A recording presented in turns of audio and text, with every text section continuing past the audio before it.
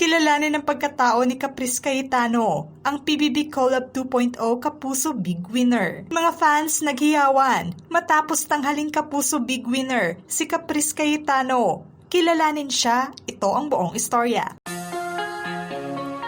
Hiyawan at labis ang saya ng mga taga-suporta ng PBB Celebrity Collab 2.0 Kapuso housemate na si Caprice Cayetano matapos opisyal siyang kilalanin bilang isa sa big winner ng edisyong ito.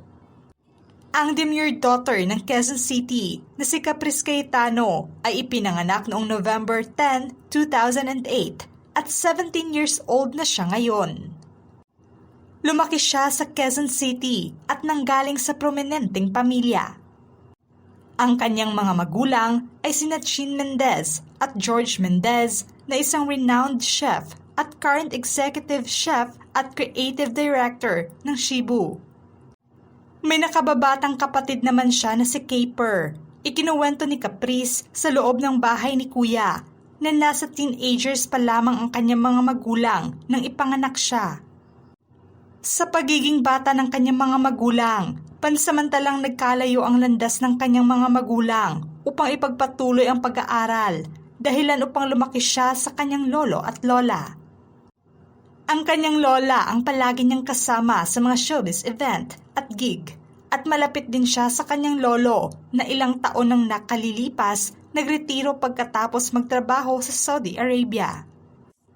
Naibahagi rin ni Caprice na nung nag-uumpisa pa lamang bumangon ang kanyang mga magulang sa pagtatayo ng kanilang negosyo, naranasan ng kanyang pamilya ang maghirap sa usaping pinansyal nung bata pa lamang siya.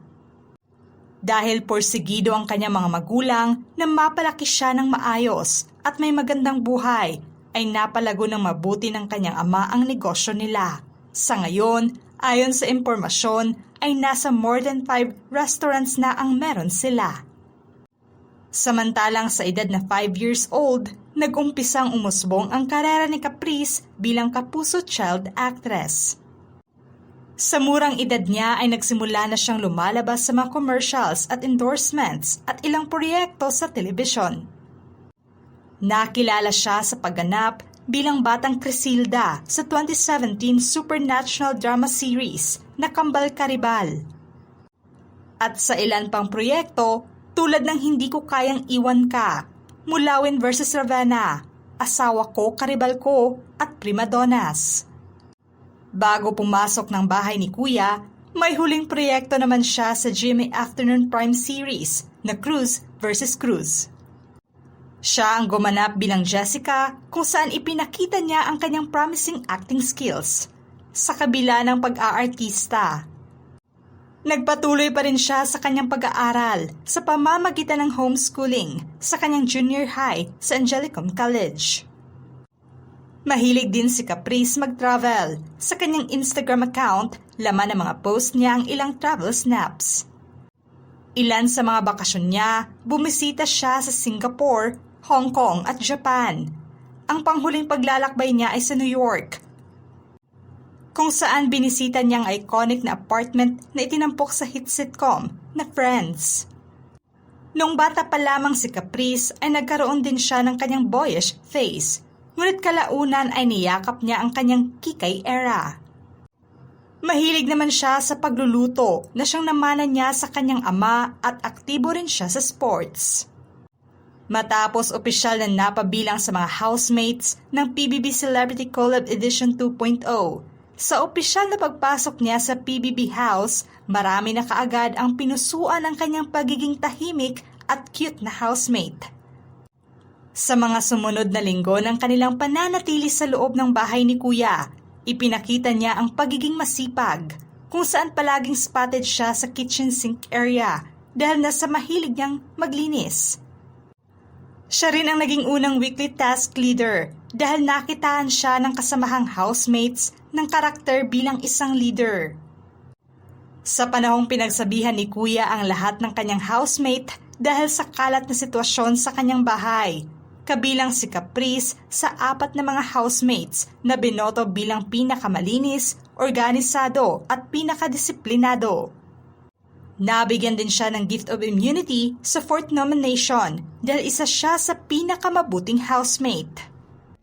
Natibag naman ang mga netizens sa pagiging prangka ni Caprice sa face-to-face nomination kung saan nagpakatotoo siya sa kanyang nararamdaman. Mahinahon niyang tinawag ang mga co-housemate nang hindi nauutal. Malinaw niyang ipinaliwanag ang kanyang mga boto sa nominasyon. At sinuportahan ng mga ito ng mga resibo. Sa ngayon, ipinakita niya na kahit hindi siya madalas magsalita, may katuturan ang mga sinasabi niya. Pinusuan naman ng karamihan ang slow burn at kilig na tambalan nila ni Hit Journales. Isa sa pinusuang tambalan ng edisyong ito ang Kapit Love Team. Hindi magkamayaw ang kanilang mga fans lalo na sa naging interaction nila sa Kislap Ball. Kahit demure at mahiyain, very dalagang Filipina-coded pa rin siya. Pero natuto naman si Caprice na makipagsabayan sa mga biro ng kanyang mga co-housemates at hayaan ang kanyang personalidad na makipagsabayan na siyang dahilan kung bakit muli niyang nakuha ang puso ng kanyang mga kasamahan sa Kislap Ball. Nang bumoto sila para sa royalty, si Caprice ay kinoronahang queen at si Hit naman ang kanyang king. Ang magandang spark nila ay pinusuan kahit paman hindi sila madalas mag-usap. Isa rin si Caprice sa may pinakamaraming ship ng edisyong ito kung saan naitambal siya sa co-housemates na sina Clifford, Inigo at Lee. Sa pagpapatuloy ng journey niya sa loob ng bahay ni Kuya, sa pagpili ng isang kapamilya at isang kapuso housemate na deserving sa big ticket to the big jump, nakakuha si Caprice ng 4 na boto, ang pinakamataas sa kapuso lineup. Sa unang big jump challenge, pinatahimik niya ang mga pagdududa tungkol sa kanyang laro sa pamamagitan ng pag-secure ng kanyang lugar sa Ultimate 8 ni Kuya matapos talunin si Marco Massa. Sa buong paglalakbay niya sa PBB, isang beses lamang siyang nominado kung saan naligtas naman siya at nakakuha ng pinakamataas na votes galing sa taong bayan. Sa pagkapanalo niya bilang big winner sa edisyong ito, tunay na deserving siya dahil marami ang na-inspired sa kanyang journey sa PBB House. Sobrang emosyonal ni Caprice matapos opisyal na tawagin ang kanyang pangalan bilang big winner kung saan nakakuha siya ng 61.78% combined votes sa kapuso. Tunay na naipakita niya ang pagiging isang kabataang Pinoy.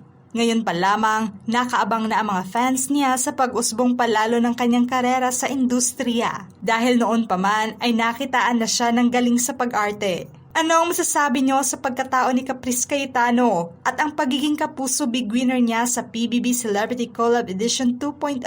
Just comment below.